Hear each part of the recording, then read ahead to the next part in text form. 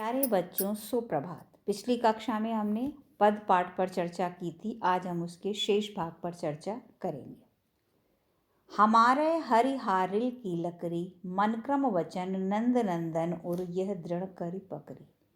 बच्चों, हारिल एक ऐसा पक्षी है जो अपने पैरों में सदा लकड़ी लिए रहता है। गोपियाँ उद्धव को उलाहना देती हुई कहती हैं कि जिस प्रकार हारिल पक्षी अपने पैरों में लकड़ी लिए रहता है, उसी प्रकार हृदय अर्थात कृष्ण हमारे लिए लकड़ी के समान, जिसे हम किसी भी स्थिति में नहीं छोड़ सकते। मन क्रम वचन नंद नंदन, मन से क्रम वचन, मन क्रम वचन से नंद नंदन, नंद नंदन मतलब नंद जी के पुत्र कृष्ण जी। यह और धर रख उनके हृदय को हमने अपने मन में अच्छी तरीके से धारण कर रखा है। जावत सोवत स्वप्न दिवस निशि, जाते समय सोते समय सपने में भी निस्दिन कान कान जकरी, हम कान्हा कान्हा ही हमेशा रटती रहती हैं। तो गोपियाँ कहती हैं कि हम कृष्ण को किसी भी स्थिति में नहीं छोड़ सकते हैं। हमने मन कर्म और वचन से नंदनंदन कृष्ण को अपने हृदय में बसा कर रखा है। इस कृष्ण को हमने दृढ़ता से पकड़ रखा है। सोते जागते स्वप्न में भी हम हमेशा कृष्ण की ही कान्हा कान्हा ही अमृत लगाए रहते हैं।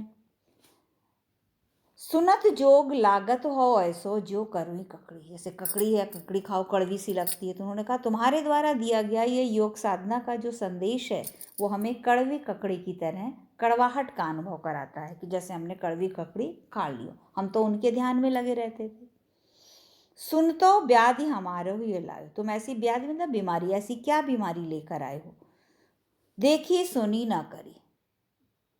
तो हमने इसको तो कभी ना कभी ऐसा जो हमारे द्वारा योग का संदेश लाए, इसको तो ना हमने कभी ऐसा देखा है, ना सुना है, ना कभी भोगा है। यह तो सूर तिन्हई तय सौंपो जिनमें मन चक्री। गोपियाँ कहती हैं कि ये योग का संदेश तुम उनको दो जिनका मन चक्री की तरह घूमता है। चक्री मतलब चक्र की तरह से घूमता रहता है, भटकता रहता है। हमारा मन तो दृढ़ता से कृष्ण के प्रति समर्पित है। जिनका मन एक जगह स्थिर नहीं रहता है, ये संदेश उनको दो कि वो योग साधना करें। हमारा ध्यान तो सिर्फ कृष्ण में ही लगा रहता है और हम तो कृष्ण के प्रति अपने प्रेम के लिए पूर्ण रूप से समर्पित हैं। हरि है राजनीति पढ़ आए, समझी बात कहत मधुकर के समाचार सब पाए। गोपियाँ मधुकर भौरे को संबोधित करती हैं। उद्धव भौरे को लक्ष्य मानकर, जैसे भ्रमर गीत में ही आता है, तो ये बताया कि गोपियाँ कहती हैं कि हम कृष्ण की राजनीति को, छलमयी राजनीति को हम समझ गए हैं। एक अति चतुर होतो पहले थे, अब गुरु ग्रंथ पढ़ाए। एक तो वो पहले ही चतुर थे और उस पर अब गुरु ग्रंथ पढ़ाए हैं।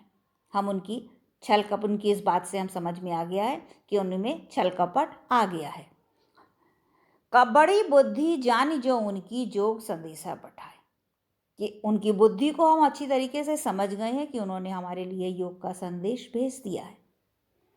उन्होंने सोचा कि हम योग संदेश भेज देंगे तो हम उनको भूल जाएंगे।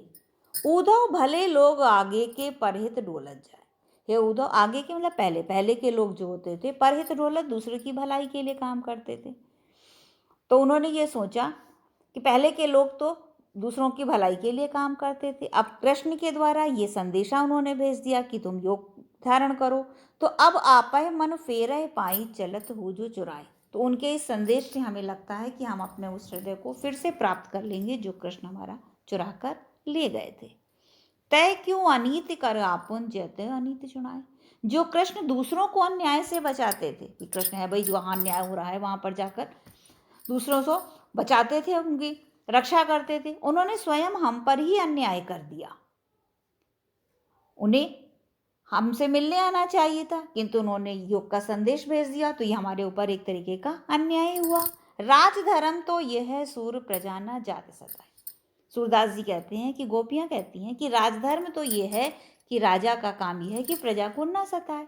इसलिए कृष्ण को योग का संदेश वापस लेकर अपने दर्शन देने हमारे पास आना चाहिए।